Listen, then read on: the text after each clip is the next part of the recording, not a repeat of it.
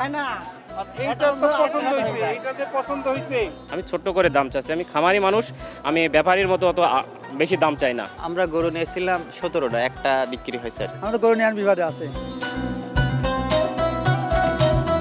ঈদুল আজহার অন্যতম প্রধান অনুষঙ্গ কোরবানির পশু। আজ আমরা এসেছি রাজধানীর সর্ববৃহৎ কোরবানির পশুর হাট গাবতলী পশুর হাটে। এখানে আমরা দেখানোর চেষ্টা করব আজ কি হচ্ছে হাটে, ক্রেতা দর্শনার্থীরা কি বলছেন এবং কোরবানি ঈদের সার্বিক প্রস্তুতি।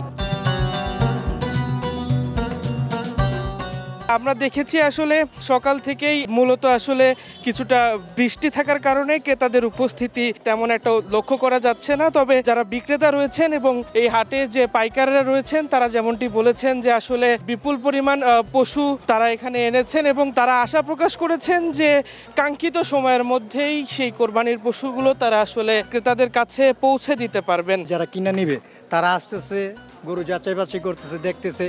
আজকে যারা আসতেছে তারা মেনলি তো গরু কিনতে আসতেছে না, তারা যাচাই বাছাই করবে, আগামীকালকে থেকে কেনা শুরু করবে। গরু নিয়ে আসছি রবিবারের দিন, এখনো নিয়ে এসে এখানে বাঁধতেছি, এখনো খদ্দের হয়নি।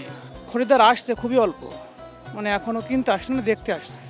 তো আশা করছি সামনে বিক্রি হবে ইনশাল্লাহ। দাম তেমন একটা ভালো যাচ্ছে না, এখন বেচাকেনা হয়নি, তেমন দাম একটা ভালো বলতেছে না। এখন দামটা তো আমার একটা হাঁকাচ্ছে না, বলছে যে দেখছে, আসলে কিনার একটা মন নিয়ে এখনো আসেনি, দেখার জন্যই আছে আর কি।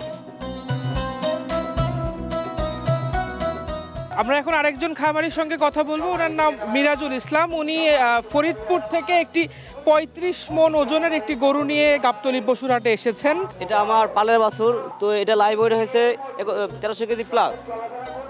তো এটা আমি বিক্রি করতে যাচ্ছি 17 লক্ষ টাকা। বলেন গরু তো আমার আছে তো পছন্দ হইছে, এইটা আর মেয়ে পছন্দ হইছে, এইটা বিয়ে ক্যারেক্টার কালারটা হয় না।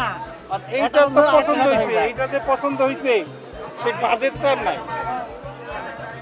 ঠিক আছে, আপনারা কষ্ট করে বাজেট মিডিয়ার সামনে বলা যাবে না। আমার কানে কানে বলেন, মিটার সামনে বলা দরকার নেই। তাহলে এই লাইনে ওই রেঞ্জের গরু নাই। আসলে আপনার এই গরুটি কত চাচ্ছেন? আমার চা দাম আছে 18.5। কেন 18.5 লাখ টাকা দাম? এই গরুটার যে কুচ, গলকম্বল, ঝোট, ওর যে বডি, ডবল বাটের গরু, এটার ওজন আছে 1450 কেজি।